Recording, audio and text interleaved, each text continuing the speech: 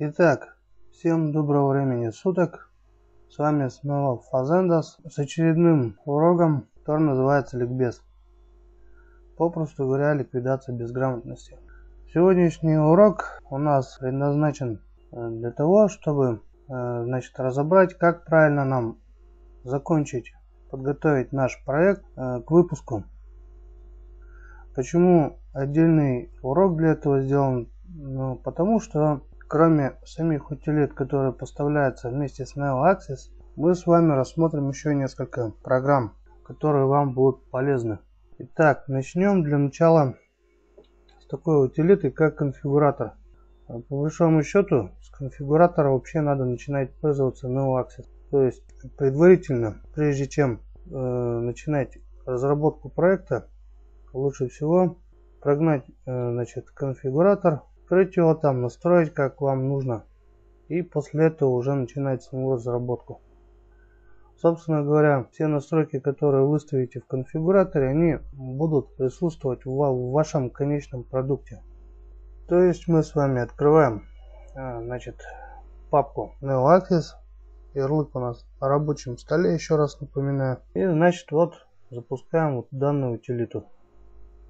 У нас появляется вот такое вот окно. Имеет она 4 вкладки. То есть это рендеринг, физика, звук и локализация. Так, система рендеринга. Можно использовать либо DirectX, либо OpenGL. Я использую DirectX, как вы можете видеть, она у меня уже стоит. Далее идет устройство рендеринга. Это, собственно говоря, моя дохлая старая видеокарта. Также есть возможность сделать устройство по умолчанию. Максимальная версия шейдеров. Моя старая дохлая видеокарта поддерживает только шейдеры версии 2.0. Шейдеры версии 3.0 она не поддерживает. Но у меня здесь стоит такой параметр, как рекомендуемое значение. Ниже у нас есть еще 3 параметра без шейдеров. Шейдеры модели 2, шейдеры модели 3. При установке значения рекомендуемое значение, система движка сама автоматически определяет данную настройку для вашего железа, собственно говоря. Так, техника рендеринга. Техника рендеринга используется либо обычный диапазон, либо широкий диапазон HDR, при котором у вас будет более качественное изображение. Опять же, параметр рекомендуемое значение стоит. Это означает, что система сама настроит движок под ваше железо. Фильтрование. Фильтрование у нас предполагается 5 вариантов основных: трилинейное, низотропное, двухкратное, четырехкратное, восьмикратное, 16-кратное. Ну и опять же есть такой параметр, как рекомендуемое значение. Доступ к буферу глубины. Как вы сами можете видеть, доступ к буферу глубины позволяет включить soft particles, то есть мягкие частицы. Опять же, это может повлиять на реалистичность отображения, но далеко не каждая видеокарта подобную технологию может поддерживать. Далее идет у нас полноэкранное сглаживание. Опять же имеется 3 настройки, то есть нет этого сглаживания, или используется технология FXAA, то есть Fast Approximate Anti-Aliasing. Об этой технологии я вам рассказывать не буду. На сайте NeoAxis она довольно популярно так описана. Видеорежим, то есть есть автоматическое определение для разрешения экрана. То есть текущее разрешение экрана принимается то разрешение, которое у вас использовано по умолчанию в вашей системе. Не по умолчанию, а как у вас в системе настроено. Далее идет список различных режимов для разрешения экрана. А также есть такой режим, как использовать все экраны, то есть мультиэкранный режим. Мультиэкранный режим позволяет в вашем проекте использовать сразу несколько режимов. Это будет наиболее, скажем так, демократичным, выходом.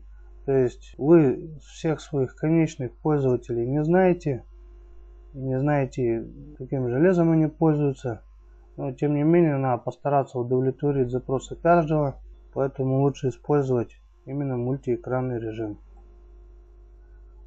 Далее у нас стоит такой чекбокс, как полный экран. Он означает, будет ли ваше приложение, в данном случае ваша игра, использоваться при запуске во весь экран или в оконном режиме. Следом идет такой параметр, как вертикальная синхронизация. Насколько я помню, вертикальная синхронизация у нас используется для мониторов LT. Я точно не помню сейчас, в чем смысл этой опции, но тем не менее советую вам поинтересоваться в интернете, что это такое. Ну и значит, последняя опция: разрешить приложение менять частоту в полноэкранном режиме. И внизу дается сноска, мол, выключите это, если у вас черный экран при запуске. То есть, если генерация изображения приложения будет отличаться от установленной частоты, будет появляться черный экран, ничего отображаться не будет. С помощью этой опции можно это либо отключить, либо подключить. Это зависит напрямую от вашего железа, от дров, от настроек, которые вы в рендере выставляете. Так, перейдемте к вкладке физика. На выбор у вас имеется два движка. Я повторяю, ODE это Open Dynamic Engine, то есть открытый динамический движок физический, и Physics от NVIDIA. Лично я предпочитаю работать с движком ODE, так как он не требует дополнительной установки, в отличие от движка Physics от NVIDIA. То есть, чтобы работать на этом движке непосредственно в самом NeoAxis, вам придется устанавливать этот движок Physics. И помимо этого еще, после того, как вы скомпонуете свою игру, вам придется предоставить конечным пользователям копию этого движка, чтобы они также его отдельно у себя устанавливали. На мой взгляд, это просто лишний геморрой. Кроме того, движок ODE обладает еще парой, по-моему, каким-то преимуществ, сейчас не помню. Тем не менее, я привык работать на нем. Ну и также есть дополнительный чекбокс: разрешать акселерацию на железе. Опять же, будет зависеть от вашего железа. Со звуком, опять же, имеется три варианта. Нету звуковой системы. Звуковая система на базе OpenAL и звуковая система на базе DirectX. Я выбрал все в DirectX. И рендер, и звук. И наконец локализация. Выбираем язык локализации. И два чекбокса: локализовать движок, локализовать инструментарий. Вот таковы настройки конфигуратора. С этого начинается вообще вся работа NeoAxis, можно сказать. Теперь перейдем к следующей утилите.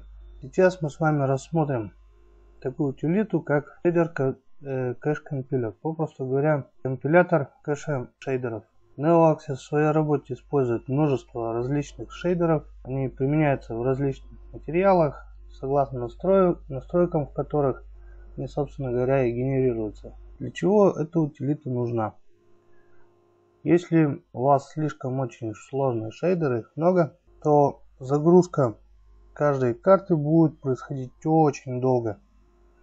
Допустим, вспомнить ту же игру Battlefield, когда запускаешь карту, можно запросто пойти, я не знаю, успеть приготовить чай или кофе, выпить его спокойно, не торопясь, посмотреть новости.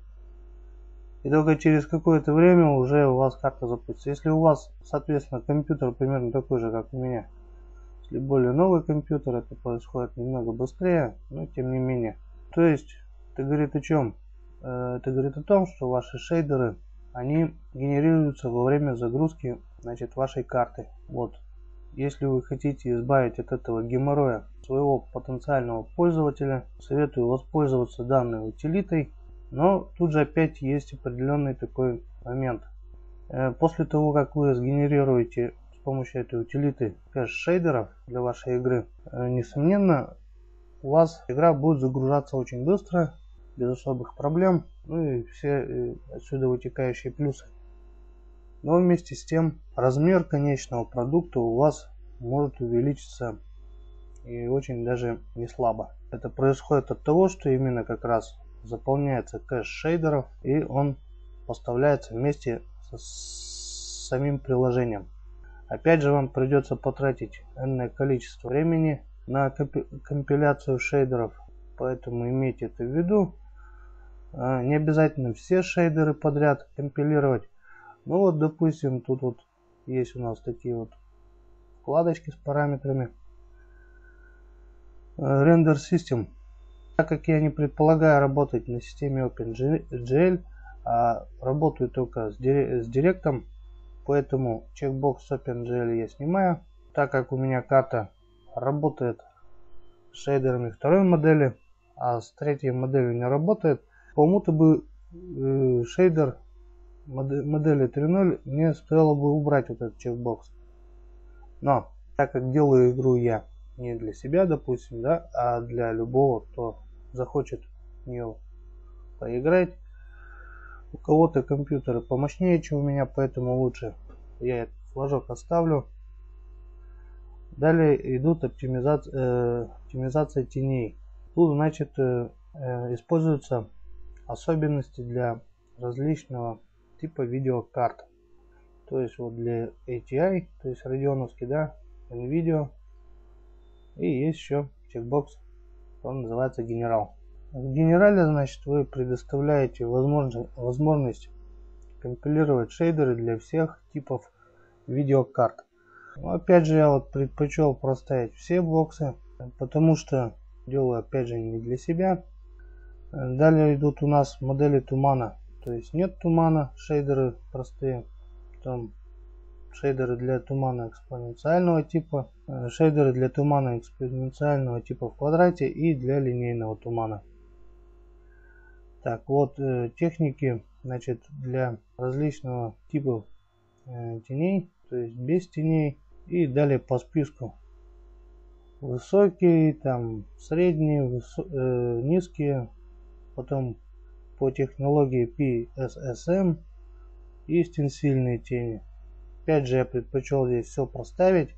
В общем, практически я все чекбоксы задействовал для кэширования шейдеров. Хотя по большому счету для низких, допустим, параметров, вот допустим, нет тумана, да, то и шейдеры для него компилировать тоже, собственно говоря, не обязательно. У меня вот эти вот параметры не снимаются, так как по умолчанию они всегда поставлены. Ну да и бог с ними. Вот. Значит, и последний параметр используется Обзор, то есть другое, да, используется для технологии Static Light, то есть для предрасчитанного освещения на каких-нибудь картах. Собственно говоря, это основные настройки. Мы их можем сохранить с помощью вот этой вот кнопочки и использовать для последующего в дальнейших проектах. Далее у нас есть такая вкладка как Maps, то есть карты. Некоторые объекты, такие как Terrain, создают уникальные шейдеры. Для этого приходится загружать эти карты в процессе компиляции. Так вот, данная вкладка, она в основном и полезна только для тех карт, на которых присутствует Terrain. Что к чему здесь у нас находится. Данный чекбокс у нас либо запрещает, либо разрешает предзагрузку наших карт. Так, что у нас здесь нужно указать для того, чтобы все, значит, заработало. В данном поле ввода мы указываем относительно папки дата путь к нашим каждой конкретной карте, которую хотим перекомпилировать, либо маску, по которой, значит, мы можем, значит, перекомпилировать несколько сразу карт, допустим, да. А по умолчанию у нас стоит вот такая вот маска звездочка .map. Согласно вот тому, что стоит вот эта вот маска, перекомпилироваться у нас будут все карты без исключения. Вот тут мы запускаем, значит, компиляцию, значит, наших карт. Но, как правило, процесс этот не быстрый, особенно если у вас здесь множество шейдеров поставлено на предварительную компиляцию для кэша. Поэтому запускать я не буду. Вы сами это сможете сделать. в любой практический момент, я имею в виду любой момент проектирования вашего, значит, проекта. Но лучше, наверное, сделать это в конце, перед тем, как вы уже окончательно будете собирать ваш проект, готовый продукт. То есть перекомпилируйте все, что вам посчитаете нужным. И после этого начинайте собирать продукт. Как это сделать, сейчас я вам покажу. Итак, представим, у нас готов проект.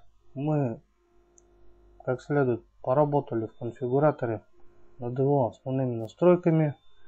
С помощью ShaderCacheCompiler мы откомпилили, значит, кэш шейдеров. Запускаем DeploymentTool. Это утилита для сборки нашего проекта. Но прежде чем ее запускать и как-то начинать пользоваться, создадим, значит, у себя пустую папочку. Она обязательно должна быть пустая, потому что при генерации, значит, конечного продукта там все, что в ней находится, будет удалено. Я создал у себя на втором жестком диске папку. Называется она у меня просто демо. Далее, значит, здесь выбираем путь к этой папке, то есть путь для конечного продукта. Нажимаем ОК. Вот у нас оно появилось. Здесь у нас есть выпадающее окно Standalone Application и Web Deployment. Standalone Application — это обычное приложение, которое запускается на вашей операционной системе. А Web Deployment — это продукт для вашего, допустим, сайта. Далее у нас есть User директория, то есть директория пользователя. Здесь мы можем указать полный путь, значит, директории, где у вас будут сохраняться настройки, значит, вашего приложения и его временные файлы. Если вот как у меня сейчас ничего не указано, то значит, по умолчанию будет всегда создаваться эта папка в директориях. Вот тут вот описано для XP, допустим, документ and setting, да, там имя пользователя, application data, и вот именно в этой конечной директории будет создана папка для настроек и временных файлов. И то же самое касается Vista, семерки, вот, допустим, а также macOS-овской операционной системы. У нее своя, значит, директория. И последний, опять же, чекбокс. Архив дата директории, то есть zip архивы используются только для приложения, которое вы создаете для веб, то есть для сетевого вашего приложения. Данное сетевое приложение имеется в виду не игрушка по сети, а игрушка для, ну, допустим, игрушка или не обязательно игрушка, ну, для работы на сайте. Так, следом у нас идет, значит, вкладка Platforms. Здесь мы выбираем платформы, для которых, значит, будут созданы все необходимые библиотеки. Это либо Windows 32-битная, или как еще ее называют, 86-кратная, Windows 64-битная и macOS. Ну, я лишним геморроем заморачиваться не желаю, поэтому только проставил 32-битную Windows. Обладатели другого железа и операционной системы, как говорится, в данном случае обломятся. И, наконец, есть такая папка, как компоненты. Очень важная папка, вы ее должны, вкладка, вы должны все эти настройки знать. Первое у нас идет Mono Runtime библиотека, я ее не использую. Значит, DirectX Rendering System проставлено у меня. DirectX Shader 1, то есть там поддержка шейдеров первой версии, мы ее проставим. OpenGL Rendering System, я ее не использую, опять же. Physics System тоже не используется у меня. ODE у меня используется, чекбокс поставлен. Direct Sound тоже поставлен, так как его я использую. OpenAL Sound у меня не проставлен. Поддержка zip архивов проставлена.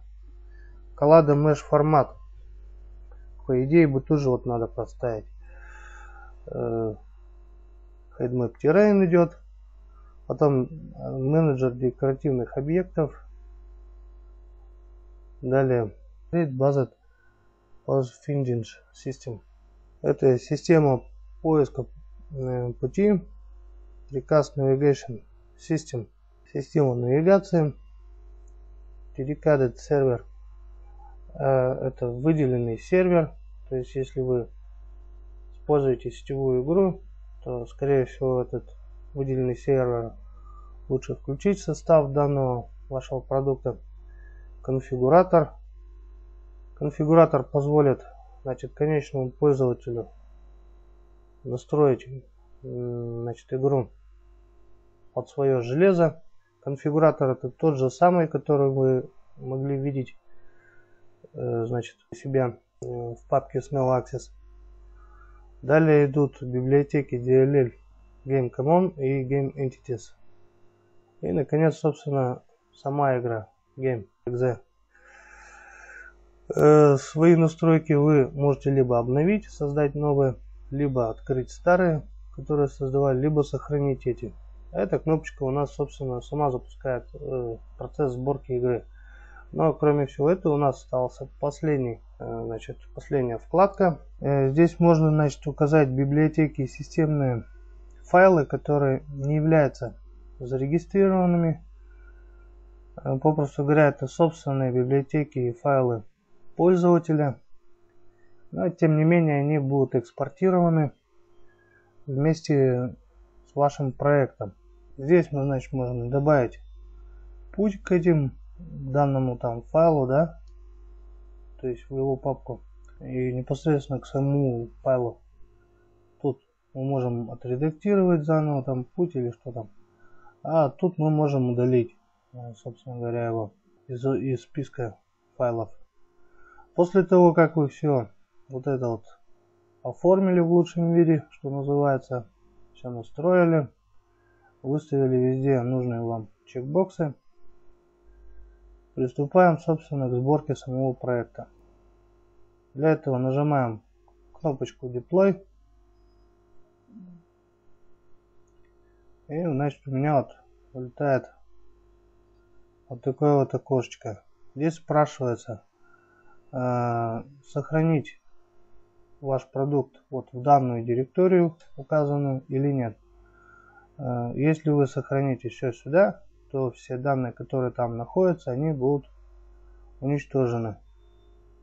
И рекомендуется перед режимом компиляции запустить ShaderCacheCompiler, чтобы у вас уже были готовые шейдеры на вашем готовом продукте.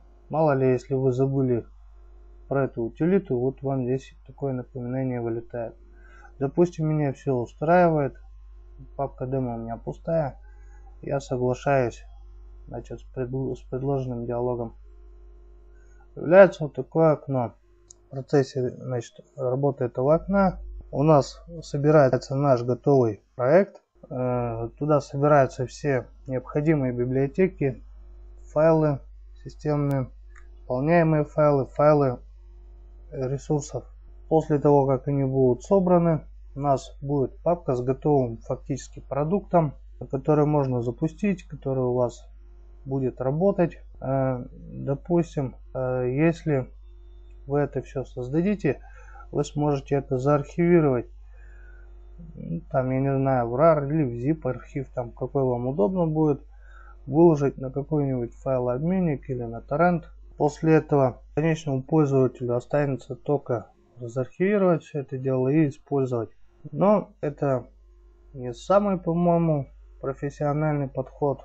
Я считаю, что если берете сделать вашу игрушку, там, допустим, и хотите как-то там прославиться, значит, у людей, как великий геймостроитель, если так можно выразиться, то вам нужно сделать, во-первых, файл инсталляции, то есть собрать все вот эти вот готовые, значит, файлы и ресурсы вашего продукта, скомпилировать их в один файл инсталляции и сделать красивый, удобный и эффективный AutoRun. То есть автозапуск для вашей игры. Тем более, если вы захотите выпускать это на дисках, еще как-то продавать, я не знаю, то AutoRun вообще будет как нельзя более кстати. Итак, смотрим, что у нас появилось в окне диалогов. Значит, вначале у нас произошла очистка директории, в которой мы все устанавливали. Далее туда копировались необходимые файлы. Далее создавалась, значит, конфигурация для данных, значит, которые мы собираем. И наконец, после того, как все у нас оказалось сделано, появляется надпись Deployment Complete, то есть сборка завершена. Закрываем это окно, закрываем конфигуратор, настройки эти сохраню. Так, теперь смотрим. Кстати, насчет конфигурации. Конфигурация именно утилиты сборки. Ее сохранение назначил в другую папку. Вот она у меня, эта утилита. Теперь смотрим, значит, что у нас в результате получилось. У нас получилась такая вот штука. Так, немножко вид этой папки я поменял. Порядочил значки по типу. Здесь у нас находятся, значит, файлы конфигурации. Конфигуратора, собственно, самого его конфигурации, которую мы настраивали, как вы сами помните. И имеются все необходимые, значит, исполняемые файлы. То есть это у нас сам конфигуратор, выделенный сервер и, собственно, сама игра. Также у нас находятся необходимые системные библиотеки, папка с нативной библиотекой и папка со всеми нашими ресурсами. Запускается у нас игра, естественно, через вот этот вот файл game.exe. Имя файла можете поменять на название своей игры, а с помощью программы Resource Hacker или ей подобной вы можете поменять иконку для вашей игры, как, собственно, и для самого выделенного сервера, так и для конфигуратора. Если сочтете необходимым как-то персонализировать, что ли, внешний вид иконок для вашей игры, собственно, остается только это все заархивировать, отдать конечному пользователю на раздачу, который потом это все вот так вот же разархивирует и сможет с этого, значит, файла запускать свою, точнее, вашу игру. Но согласитесь, это какой-то такой нелепый примитивный способ. Презентацию, в принципе, альфа или там, допустим, бету игры можно таким образом распространять. Ничего страшного.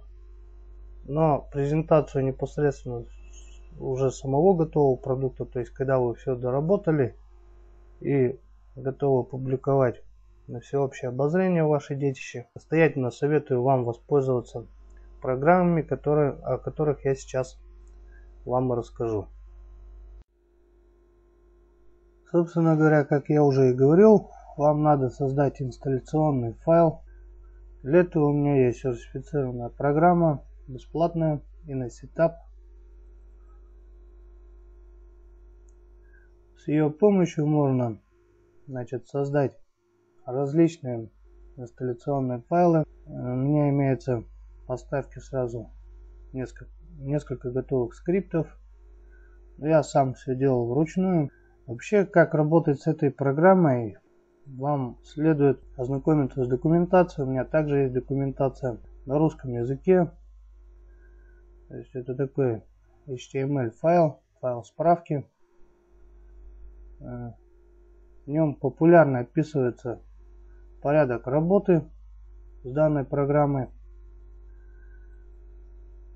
Создана она на языке Pascal, если не ошибаюсь. Вот. Она позволяет, кстати, очень многое сделать. Она позволяет работать с реестром, позволяет работать с файлами, с различными скрытыми директориями, что очень может быть весьма и весьма полезно при, допустим, если вы хотите сделать защиту для своей программы. И в результате, после того, как вы создадите скрипт, вы можете создать файл инсталляции. Помимо того, что она соберет ваш продукт, если так можно выразиться, в один инсталляционный файл, она еще его и достаточно плотно сожмет. То есть сколько у нас, вот давайте посмотрим, наша папка демо весит 497 мегабайт. Она очень даст ощутимое сжатие данной папки. Она будет весить очень немного. Я уже проверял. Если кто не верит, может зайти в мою группу на ВКонтакте по NeoAxis и скачать демку, значит, которую я там выложил. Это по сути демка, официальная демка NeoAxis. Плюс я в нее включил папку DeadMatch, которая, кстати, тоже там же в этой поставке была, но почему-то не была в демку включена. Но я вот в качестве эксперимента решил сделал к ней инсталляционный файл хороший и сделал к ней AutoRun. Так, есть еще одна такая программа ISTool, она, значит, имеет прямое отношение вот к этому, значит, компилятору. Она позволяет визуальным способом создавать скрипты для вашего компилятора. Я пока ей тоже не пользовался, делал вручную скрипты, но у меня были простенькие, незамысловатые. Тут можно все сделать сложнее, но работа будет у вас намного проще. Так, эти обе программы поставляются бесплатно, но русификаторы надо качать не с сайта, а искать их отдельно. Либо уже искать в сети готовый продукт, уже такой с русификатором. Так, помимо того, что вы создаете файл инсталляции, вам надо, как я уже упоминал, в папке, значит, с вашим продуктом поменять, допустим, иконку со стандартной от NeoAxis на иконку, которую там, я не знаю, вам нужно будет. Для этого у меня есть отдельная программа, называется она Compiler, то есть программа для создания иконок. Запустим ее и посмотрим, что она из себя представляет. То есть мы видим, вот, значит, у нас появилось вот такое вот окно. Мы можем открыть собственный файл. Допустим, вот я выбрал такую картинку. Можем, значит, настроить его внешний вид, как нам будет угодно. С этой стороны экрана вы можете видеть, значит, что в файл ICO будет входить, то есть в файл иконки. Икона, как вы сами можете видеть, несколько вариантов: 16 на 16, 32 на 32, 48 на 48, 64 на 64, 128 на 128 и 256 на 256. Ненужные размеры можете убрать.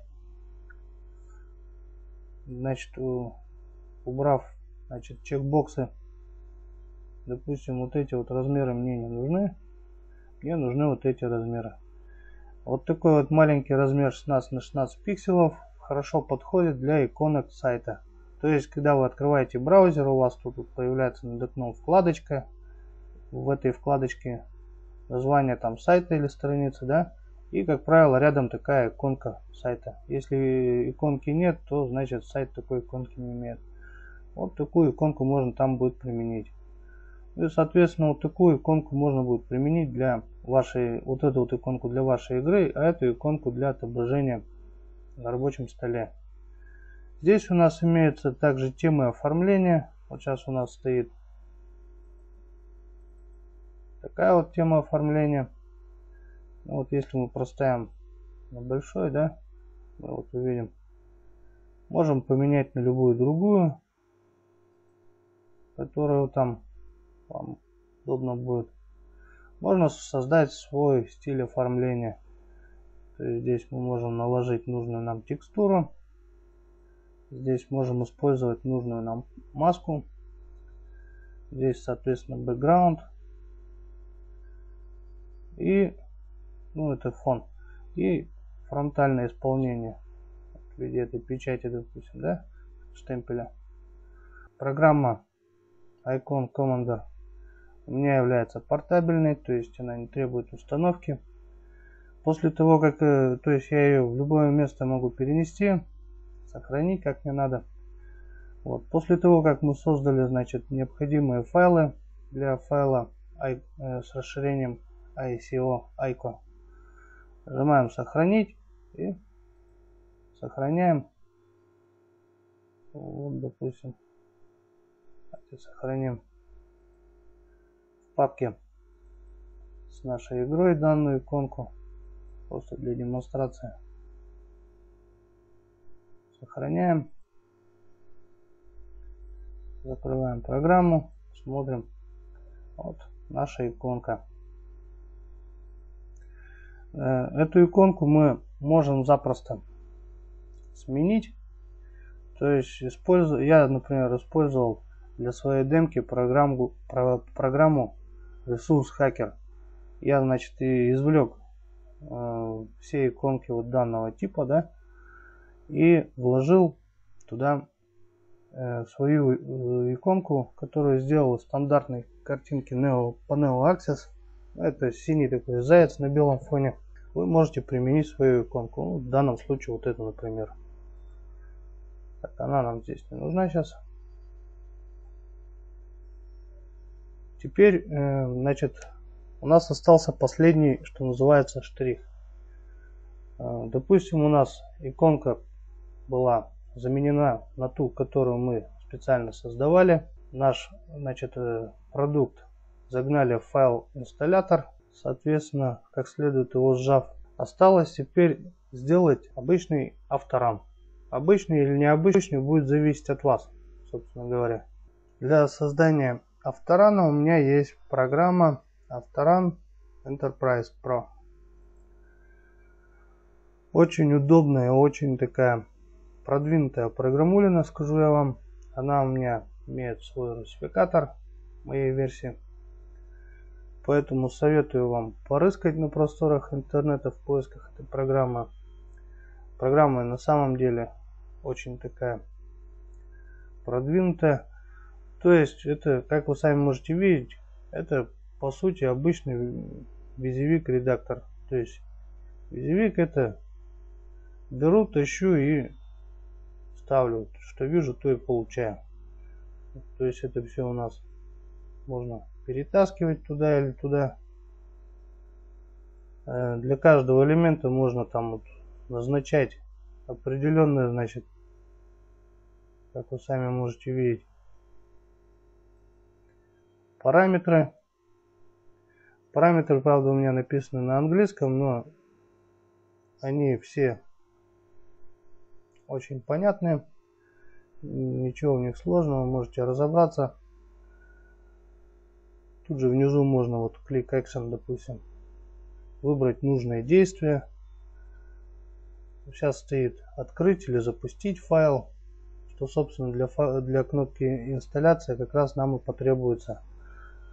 Назначаете запустить файл, указываете путь к файлу, то есть в данном случае это наш инсталлятор. И потом в последующем при нажатии на эту кнопку будет происходить необходимое действие. Также есть другие, значит, виды действий при нажатии на данную кнопку. Здесь вы можете выбирать различные лейблы, линки, кнопки, картинки, иконки, панели, бары, буллеты и бэкграунды. Тут у вас есть дополнительные, значит, еще функции, которые вы можете добавлять. Я вам скажу, что я вот, допустим, на основе вот этого простого элементарного, значит, AutoRun сделал свой AutoRun, только видоизменил все, заменил фон, тут надписи какие-то, сделал, значит, рядный файл, то есть я там текстовый файл добавил с описанием. При нажатии, значит, на этот рядный файл у меня открывается. Кроме того, у меня есть ссылка на, по-моему, группу ВКонтакте, я сейчас не помню. То есть при нажатии на кнопку открывается окно браузера с этим адресом. Кроме того, у меня там играет музыка постоянно. И, значит, можно запустить слайд-шоу. То есть я там добавил различные скриншоты из NeoAxis. И при запуске у меня прокручивается слайд-шоу. Можно посмотреть, что из себя представляет. Ну и, соответственно, можно запустить сам процесс инсталляции. Вот так вот эта программа выглядит. После того, как вы создадите проект на ней, сохраняете ваш файл проекта. Тут вот параметры проекта, т.д. и т.п. Сохраните, проверить. Вот, допустим, сохраняем, проверяем. После того, как вы свой проект сохраните, это не означает, что у вас там будет создается какая-то папка и т.д. и т.п. Я просто хочу заранее вам показать, куда это все сохраняется. Вот вы видите содержимое папки, куда у меня установлена эта программа. В ней есть такой список папок. Во-первых, папка CD-ROM. Далее идет sample CD1, CD2 и так до 12. Это все различные проекты с различными, значит, системными окнами, с различным функционалом. То есть вам лучше посмотреть все проекты по отдельности будет потом. Но смысл в том, что ваш проект сохраняется в любую из этих папок в любом случае. Здесь вам нужно будет добавить еще одну какую-нибудь папочку, назвать ее, допустим, Data Files, и, собственно, туда закинуть файл с вашим инсталлятором. Сам AutoRun, это вот такая вот, значит, иконочка исполняемого приложения. Можно даже запустить, посмотреть. Здесь можно фоновую музыку вот показать, и звук при наведении на кнопочки. Здесь его дополнительные файлы. Это курсор, который у вас появляется. Анимированный курсор с расширением ANI. Курсор у нас, когда наводится на активное какое-то окно, появляется счетчик. Счетчик ничего не означает, он просто для виду. Чтобы, допустим, вам поменять данный курсор, ну, например, вам этот курсор не нравится, хочется какой-то другой, вы можете у себя открыть, вот я пользуюсь Windows XP, открываем диск C, Windows и папку Cursors, и нам подойдут все курсоры с расширением ANI, а курсоры с расширением CUR, по-моему, не подойдут. В любом случае, анимированные курсоры можно скачать со множества различных сайтов. Это не такая уж и большая проблема. Можно выбрать себе наиболее подходящий там для оформления, как вам там понравится. Вот, собственно говоря, можно запустить таким образом практически любой проект. Это, еще раз повторяю, папка CD-ROM и папки Sample CD со своим порядковым номером. По сути, это готовые проекты, которые вы можете использовать для своих авторанов. Таким вот образом, да? Это готовые проекты, которые вы можете видоизменять так, как вам будет нужно. То есть добавлять кнопки, убирать какие-то кнопки, добавлять кликабельные, значит, надписи, вкладки какие-то, дополнительные окна, фоны менять и прочее, прочее, прочее. Также делать интерактивные какие-то вещи, типа запуска видео демки, да, или опять же тоже слайд-шоу. В общем, все будет зависеть только от вашей фантазии и от ваших задумок. Собственно говоря, на этом наш второй ликбез можно считать оконченным. С вами был Фазендас. Удачного геймдева. На следующем уроке у нас будет продолжен разговор о типах. На этом я с вами прощаюсь. Всем пока.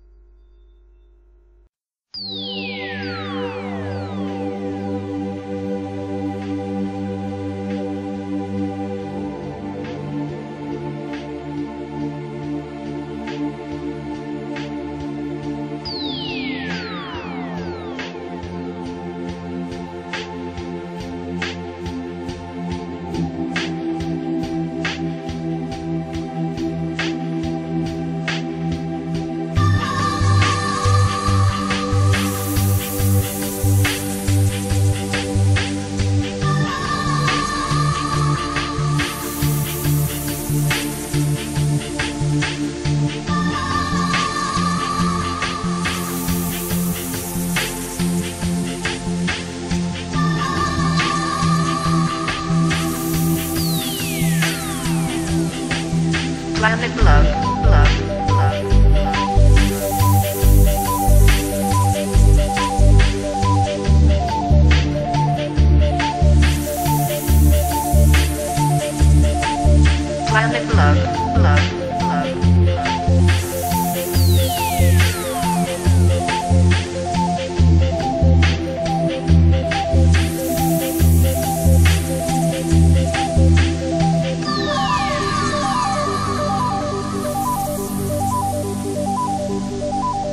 Plan it below.